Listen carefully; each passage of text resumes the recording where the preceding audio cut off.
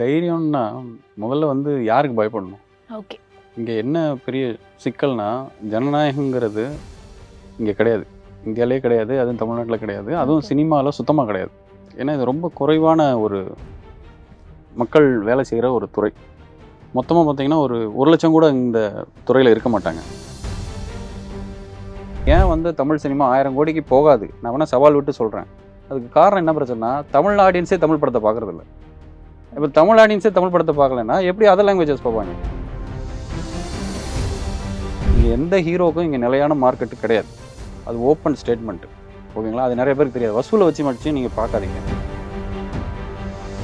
இல்ல நெறைய பேருக்கு யாருக்கு கிடைக்குதுன்னா, பெரிய ஹீரோவுக்கு கிடைக்குதுங்க.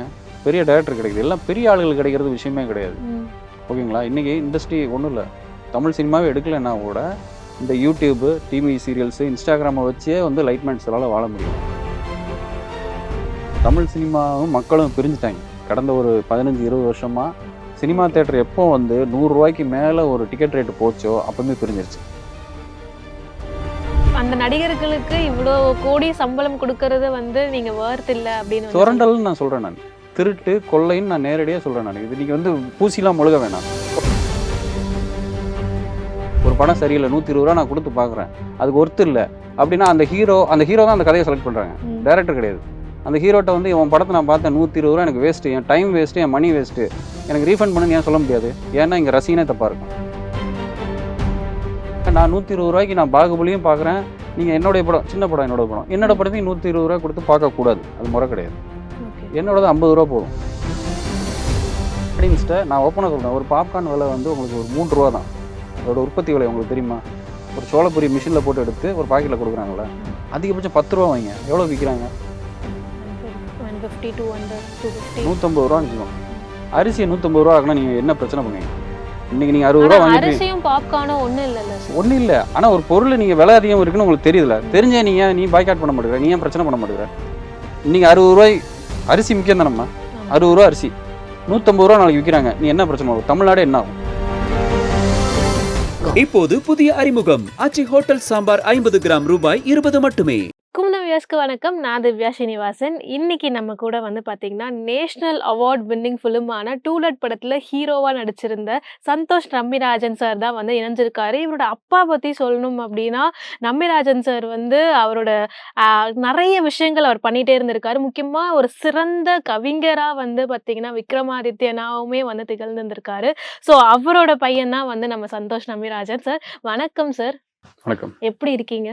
சிறப்பாக இருங்க. சிறப்பா இருக்கீங்க. ஆக்சுவலி வந்து நெறைய விஷயங்கள் இருக்கு சார். ஆனா வந்து நீங்க ரீசென்ட்டா ஒரு விஷயம் வந்து பகிர்ந்திருந்தீங்க. உங்களோட ஆதங்கம் தான் வந்து அதுல மிகப்பெரிய ஆதங்கமா வந்து வெளிப்பட்டிருந்தது. நெறைய பேர் சொல்ல தயங்குற, கொஞ்சம் வந்து பயப்படுற விஷயத்த ஓப்பனா வந்து நெறைய போல்டா வந்து வார்த்தைகளால வந்து சொல்லியிருந்தீங்க. உண்மையா இது பண்றதுக்கான ஒரு தைரியம் எப்படி சார் இருந்தது? தைரியம்னா முதல்ல வந்து யாருக்கு பயப்படணும்? ஓகே. இங்க என்ன பெரிய சிக்கல்னா, ஜனநாயகங்கிறது இங்க கிடையாது. இந்தியாலயே கிடையாது. அதுவும் தமிழ்நாட்டுல கிடையாது. அதுவும் ஓகே. சினிமால சுத்தமா கிடையாது. ஏன்னா, இது ரொம்ப குறைவான ஒரு மக்கள் வேலை செய்ற ஒரு துறை. மொத்தமா பார்த்தீங்கன்னா, ஒரு 1,00,000 கூட இந்த துறையில இருக்க மாட்டாங்க. அப்படி இருக்கும்போது ஒரு 100 புரொடியூசர்ஸ் தான் ஆக்டிவா இருப்பாங்க. ம். அவங்களும் அவங்களுக்கான வசதிகளுக்கான ஆட்கள் தான் இருப்பாங்க. இது யாராவது சொல்லணும், இந்த பூனைக்கு மணி கட்டுற மாரி அப்படிங்கும்போது, நான் நடிகன் ஆன பிறகு எனக்கு ஒரு மிகப்பெரிய தைரியம் வந்துருச்சு. ஓகே. ஏன்னா, நான் ஒரு கேமராமேனா இருந்தா கூட நான் இத பேசியிருப்பேனான்னு தெரியாது. ம், ம். ஏன்னா, நம்ம எதுக்கு இந்த வீண் வம்பு, ஒரு ப்ரொடியூசர் நமக்கு வாய்ப்பு தரலைன்னா என்ன பண்றது? இல்லன்னா ஒரு டைரக்டர் நம்ம இதனால ஒதுக்குனா என்ன ம். பண்றதுங்கும்போது, எனக்கு ஒரு தயக்கம் இருந்துச்சு. ஹீரோ ஆன பிறகு நான் உண்மைய சொல்லணும்னா எவனையும் நம்பி இல்ல நான். அந்த ஓகே. தைரியம் தான். பட் ஆனா வந்து என்ன இருந்தாலும் யாரோ ஒருத்தர சார்ந்து தானே சார். ஒரு படம் எடுக்கிறோம்னா, இவங்களால மட்டும் அந்த படம் உருவாகுது. ஒரு கூட்டு முயற்சி தான். எல்லாருமே சேர்ந்தா தான் அந்த படம் எடுக்க முடியும் அப்படின்றப்ப, அந்த விஷயங்கள்லாம் உங்கள அஃபெக்ட் பண்ணுன்ற கொஞ்சம் கூட யோசிக்கலையா? ஹீரோவா ஆயிட்டீங்க அப்படின்னாலுமே. இல்ல கெட்டவங்களுக்கு ஒரு கூட்டம் இருக்கும்போது, நல்லவங்களுக்கு ஒரு கூட்டம் இருக்குல்ல. அதுல ஒரு நல்லவன் ப்ரொடியூசர் இருந்தானே எனக்கு போதும். ஓகே. ஆனா புரொடியூசர்ஸோட நிலைமைய வந்து ரொம்ப ஆதங்கமா பேசியிருந்தீங்க. இங்க கதை கேட்க கூட யாரும் ரெடியா இல்ல அப்படின்ற ஒரு வார்த்தைய வந்து சொல்லியிருந்தீங்க சார். அது எந்த அளவுக்கு உண்மையான நிலைமையா இருக்கு இப்ப? அது 100% உண்மதாங்க. முன்னாடி என்ன அப்டின்னா, ஒரு ஸ்ட்ரக்சர் இருக்கும். கதைக்குழுன்னு ஒண்ணு இருக்கும். ம். இப்போ ஒரு சின்னப்பா தேவர் இருக்காருன்னா, அவர்ட்ட ஒரு கதைக்குழு இருக்கும். சித்ராலயா கலைக்குழுன்னு ஒண்ணு இருக்கும். ம். ஸ்ரீதர் சார்ட்ட. எம்ஜிஆர் சாருக்கு ஒரு கலைக்குழுன்னு ஒரு கதைக்குழு இருக்கும். ம். சிவாஜி சார்ட்ட ஒரு கதைக்குழுன்னு இருக்கும். இப்போ ஒரு ஆரூர் தாஸ், ஏஎல் நாராயணன் இந்த மாதிரியான லெஜெண்ட்ஸ்லாம் என்ன பண்ணுவாங்கன்னா, ஒரு கதை எழுதுறாங்க. இல்ல ஏதோ ஒரு இங்கிலீஷ் படத்தோட தழுவலா கூட இருக்கலாம். ம். இல்ல வேற்று மொழி படமா இருந்தா கூட அத தமிழுக்கு மாத்துவாங்க. ஓகே. அப்போ ஒருத்தர் கதை எழுதுவாங்க. அத ஒரு 4 பேர் டிஸ்கஸ் பண்ணிட்டு ஒர்க் அவுட் பண்ணுவாங்க. இந்த சிஸ்டம் தான் ஒரு 2005 வரைக்கும் இருந்துச்சு. ஓகே. அதுக்கப்புறம் இது உடைஞ்ச பிறகு என்னன்னா, இன்னைக்கு டிஸ்கஷனே கிடையாது. இன்னைக்கு ஏன் வந்து தமிழ் சினிமா 1000 கோடிக்கு போகாது? நான் வேணா சவால் விட்டு சொல்றேன். அதுக்கு காரணம் என்ன பிரச்சனைனா, தமிழ் ஆடியன்ஸே தமிழ் படத்த பார்க்கறதில்ல. இப்ப ஓகே. தமிழ் ஆடியன்ஸே தமிழ் படத்த பார்க்கலன்னா, எப்படி அதர் லாங்குவேஜஸ் பார்ப்பாங்க? ஆனா தமிழ்லயுமே வந்து பல கோடி செலவுல வந்து சில படங்கள் வந்து எடுத்துட்டு தானே இருக்கு. செலவு வேற, வசூல் வேற. ம். நீங்க 600 கோடி போட்டு 500 கோடி எடுக்கிறது புத்திசாலித்தனமா? அது ஓகே. கிடையாது. 600 கோடி போட்டு நீங்க 1200 கோடி எடுத்தீங்கன்னா, அது ஓகே அப்படிங்கலாம். அது ஏன் அப்படின்னா, ஸ்டாட்டிக்ஸ் பார்த்தீங்கன்னு வச்சுக்கோங்களேன், ம். நீங்க எந்த ஹீரோக்கும் இங்க நிலையான மார்க்கெட் கிடையாது. அது ஓப்பன் ஸ்டேட்மெண்ட். ஓகேங்களா? அது நெறைய பேருக்கு தெரியாது. வசூல வச்சு மட்டும் நீங்க பார்க்காதீங்க. நீங்க 600 கோடி செலவு பண்ணி 610 கோடி எடுக்கிறதெல்லாம் அது ப்ராஃபிட் கிடையாது. ஏன்னா, அந்த அமௌண்ட் அப்படியே பேங்க்ல இருந்தாலே ப்ராஃபிட். இல்ல நீங்க ஒரு லேண்ட்ல போட்டா ப்ராஃபிட். கோல்டுல போட்டா எதுல போட்டாலும் ப்ராஃபிட் வரும். அப்ப அது எதுக்கு நீங்க ஒரு 1 வருஷம் நீங்க அத ஒரு போட்டு இவ்வளோ பெரிய உழைப்ப போட்டுட்டு, அதுல அவ்வளோ ஒரு 10% லாபம் கூட இல்லன்னா, அந்த பிசினஸ் வந்து அது ஒரு பேட் பிசினஸ். ஓகே. புரியுதா ஆனா உங்களுக்கு? வந்து நீங்க சொல்ற மாரி நெறைய பேருக்கு இதனால வாய்ப்புகள் கிடைக்கும் இல்லையா சார்? அந்த ஒரு இல்லங்க பெரிய நெறைய பேருக்கு யாருக்கு கிடைக்குதுன்னா, பெரிய ஹீரோக்கு கிடைக்குதுங்க. பெரிய டைரக்டர் கிடைக்குது. எல்லாம் பெரிய ஆளுகளுக்கு கிடைக்கிறது விஷயமே கிடையாது. ம். ஓகேங்களா? இன்னைக்கு இண்டஸ்ட்ரி ஒண்ணும் இல்ல. தமிழ் சினிமாவே எடுக்கலன்னா கூட, இந்த YouTube, டிவி சீரியல்ஸ், Instagramம வச்சே வந்து லைட்மேன்ஸ்லால வாழ முடியும். முன்னாடி இருந்த சிஸ்டத்த விட இப்ப அதிக லைட்மேன்ஸ் இருக்காங்க. அதிக ப்ராஜெக்ட்ஸ் போயிட்டு இருக்கு. வெப் சீரிஸ் போயிட்டு இருக்கு. ஓகே. இதனால வாழ்க்கை கிடையாது. சினிமாவ நம்பி மட்டும் இப்ப சினிமா அவங்கலாம் மட்டும் கிடையாது. கிடையாது. முன்னாடி ஓகே. சினிமா மட்டும் தான் இருந்துச்சு. ம். அதனால தான் ப்ராப்ளம் இருந்துச்சு. பெப்சி வந்து ஸ்ட்ரைக் பண்ணாங்க. எங்களுக்கு முறையான சம்பளம். இன்னைக்கு ம். அப்படி இல்லையே. இன்னைக்கு சினிமா ஸ்ட்ரைக் ஆனா கூட, web series, televisions, YouTube series okay. எவ்வளோ விஷயங்கள் இருக்கு. டாக்குமெண்ட்ரி, கார்ப்பரேட் ஃபிலிம்ஸ் இவ்வளோ எல்லாத்துக்கும் லைட்ஸ், கேமரா வேணும்ல. ஓகே. பட் ஆனா வந்து எந்த அளவுக்கு ஆரோக்கியமான ஒரு விஷயமா இருக்கும் சார்? ஏன்னா தமிழ் சினிமா அப்படின்றது மக்களோட லைஃப்ல எப்பவுமே பிரிக்க முடியாத ஒரு விஷயம் தான். சினிமா இல்லன்னா வந்து மக்களால இருக்க முடியாது. அப்படின்றப்ப தமிழ் சினிமாவோட நிலைமை இப்படி இருந்ததுன்னா, அது என்ன மாரி இல்ல இருக்கும்? நீங்க அத பிரிச்சுட்டாங்க. தமிழ் சினிமாவும் மக்களும் பிரிஞ்சுட்டாங்க. கடந்த ஒரு 15, 20 வருஷமா சினிமா ஓகே. தியேட்டர் எப்போ வந்து ரூ. 100க்கு மேல ஒரு டிக்கெட் ரேட் போச்சோ, அப்பவுமே பிரிஞ்சிருச்சு. ஓகே. நீங்க என்ன பண்றாங்கன்னா, இன்னைக்கு வந்து கோடி ரூபாய் சம்பாதிக்கணும்னா, ஏதாவது ஒரு பிசினஸ்லயோ, ஒரு படிப்புலயோ, படிப்புலாம் பண்ணணும் கோடி ரூபாய் சம்பாதிக்கணும்னா, நீங்க ஒரு நாசால போய் விஞ்ஞானியா இருக்கணும். இல்ல நீங்க ஒரு சாஃப்ட்வேர் கிரியேட் பண்ணியிருக்கணும். அவ்ளோ அறிவாளியா இருக்கணும். ஈவன் ஒரு கலெக்டருக்கே ஒரு ரூ. 2,00,000 மேல சம்பளம் கிடையாது. அதுக்கு எவ்வளோ படிக்கணும், எவ்வளோ ம். காம்படிஷன். ஒரு நல்ல டாக்டர் எடுத்துட்டீங்கன்னா, ரூ. 10,00,000 மேல சம்பாதிக்கிறது ரொம்ப கஷ்டம். ஆமா. அவரு ரூ. 1,00,00,000 ஆப்பரேஷன் பண்ண முடியுமா?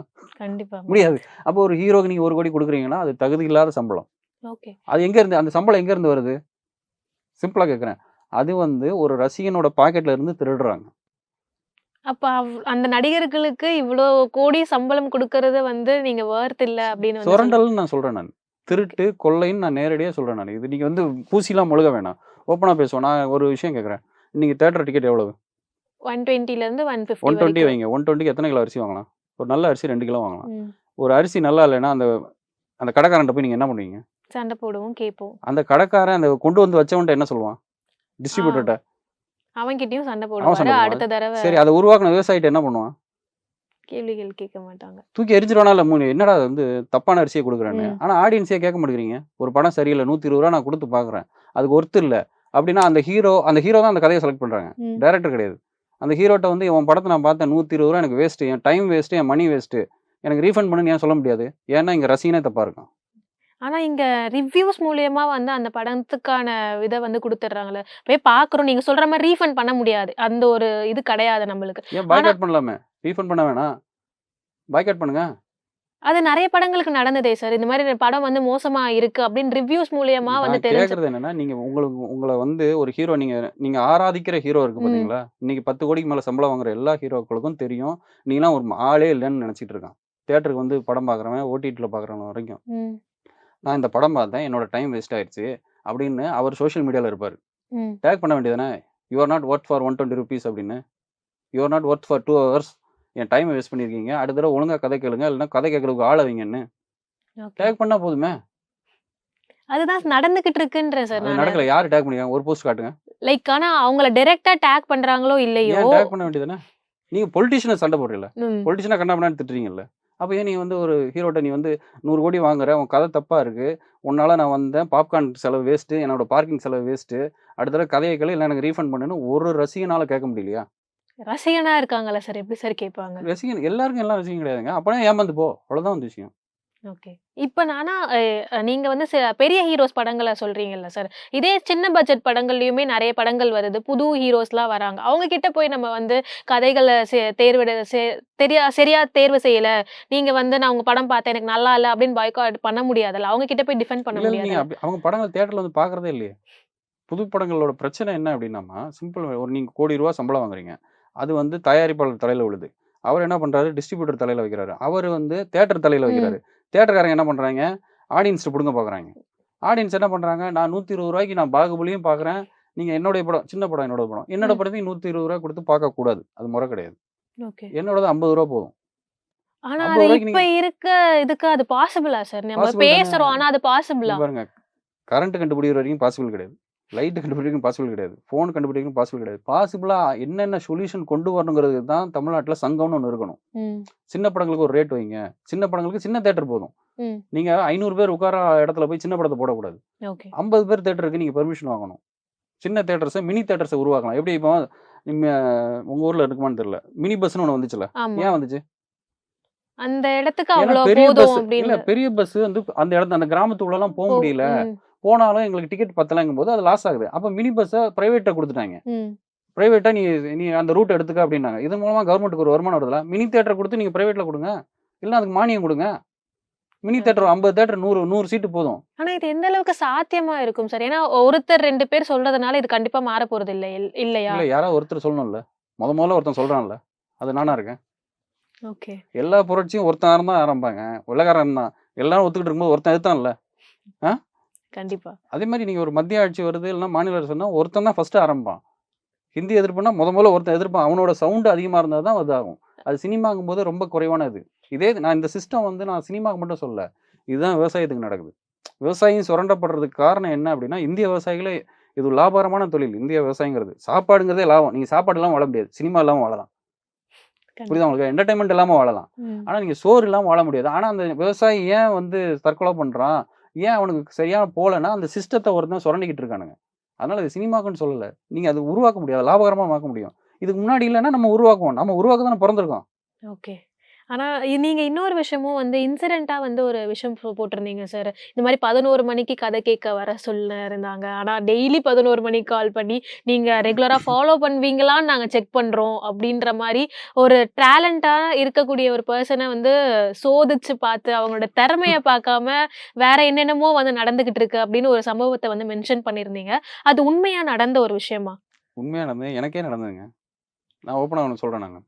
இன்னைக்கு வந்து ஒரு மேனேஜர் தான் சில பேர் மேனேஜர்ஸ் கதை கேட்கறாங்க. மேனேஜர் கதை கேட்கலாம். ம். மேனேஜருக்கு அனுபவம் இருக்கு. ஒரு கதைய சூஸ் பண்றாங்க. அவங்க ம். ரெக்கமெண்ட் பண்றாங்க. இதெல்லாம் நடந்திருக்கு. ம். ஆனா, ஒரு சும்மா வந்து ஒரு எக்ஸிக்யூட்டிவ் ப்ரொடியூசர்ன்னு ஒருத்தன் இருக்கான். ம். அவனுக்கு சினிமாவுக்கு சம்மந்தமே கிடையாது. அவன் வந்து ப்ரொடியூசரோட கணக்கு வழக்கு பார்க்கறதுக்கு வராங்க. ப்ரொடியூசர்ஸ்க்கே சினிமாவோட நாலேட்ஜ் வேணும். நீங்க பணம் இருக்கவன்லாம் படம் எடுக்க முடியாது. மனசு வேணும். ஒரு ரசனை வேணும். அப்படிப்பட்ட ஓகே. நான் சொல்லக்கூடிய இந்த ஏவிஎம், ஆர்பி சௌத்ரி, ம். எஸ்.ஏ. ராஜகன்ல இருந்து நல்ல படங்கள் எல்லா ப்ரொடியூசர்ஸ்க்கும் பார்த்தீங்கன்னா, ரசனை இருக்கும். ஓகே. புரியுதா உங்களுக்கு? அந்த ரசனை இருக்கவன் தான் நல்ல படத்த பண்ண முடியும். அதுதான் வசூலாகும். இப்ப இந்த எக்ஸிக்யூட்டிவ் ப்ரொடியூசர்ஸ் என்ன பண்றானுங்க, வந்து வாங்க கதை சொல்லுங்க அப்படிங்கிறானுங்க. ம். அப்புறம் ஃபோன் அடிச்சா எடுக்க மாட்டேங்கிறானுங்க. இதுல இன்னொன்னு இருக்கு. ஒரு பொண்ணு ஃபோன் வாய்ஸ் கேட்டா எடுத்துடுறானுங்க. இதெல்லாம் இருக்கு.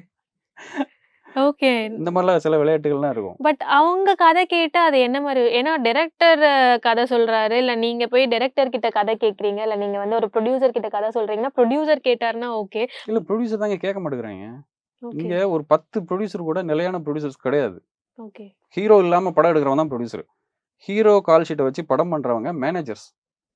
ஓகே. புரியுதா உங்களுக்கு? ஒரு ஒரு கதை முன்னாடி நடந்தது சொல்றதுன்னா, ஏவிஎம்ல இருந்து ஏவிஎம் வந்து எம்ஜிஆர், சிவாஜி இல்லாம படம் பண்ணி ஹிட் குடுத்தாங்க.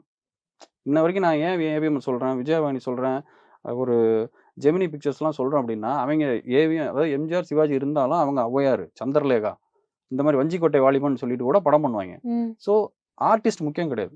ஓகே. புரியுதா உங்களுக்கு? முதல்ல ஒரு ப்ரொடியூசர்னா கதைய எடுக்கணும். இந்த கதைய எடுத்துட்டு இந்த கதைக்கு யார வச்சு பண்ணலாம். இன்னைக்கு அப்படி கிடையாது.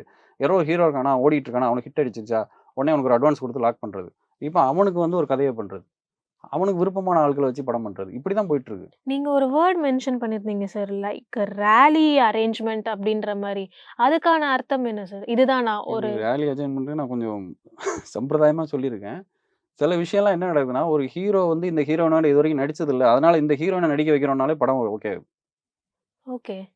புரியுதா உங்களுக்கு? நீங்க ஒரு ஹீரோட்ட போறீங்க. அவங்க சில நேரம் எடுத்த உடனே கேட்பாங்க, யார் ஹீரோயின்? கதைய கேட்க மாட்டாங்க. ஓகே. அவ வந்து ஹீரோயினோட நடிக்கவே இல்லையா? அந்த ஹீரோயினுக்கு வந்து நல்ல ஃபாலோவர்ஸ் இருக்காங்களா? ஓகே அப்படின்றாங்க. சார் கதை அது எதுக்குப்பா? ஆனா, இப்ப மக்கள் வந்து நீங்க சொல்ற மாரி தமிழ் படங்கள வந்து மக்கள் கொண்டாடுறது கம்மியா இருக்கு அப்படின்றது உண்மையான ஒரு விஷயம் தான். ஒரு கசப்பான உண்மை அப்படின்னே சொல்லலாம். ஏன்னா, மத்த லாங்குவேஜ் படங்கள்ல வந்து கதை நல்லா இருந்து, படம் வந்து சூப்பரா இருக்குன்னா, அத கொண்டாடி பயங்கரமா செலிப்ரேட் பண்றோம். அதே தமிழ் சினிமால ஒரு படம் வருதுன்னா, அது செலிப்ரேட் பண்றோம். ஆனா, கொஞ்சம் லேட் ஆகுது அப்படின்ற ஒரு விஷயம் தானே சார் இருக்கு. ஸோ, இதெல்லாம் தான் அதுக்கான பிரச்சனைகளா இருக்கா? நிச்சயம் பிரச்சனை இருக்குங்க. ப்ராப்ளம் வந்து அதான் சொன்னேனே. நீங்க எல்லார்ட்டயும் ப்ராப்ளம் இருக்கு.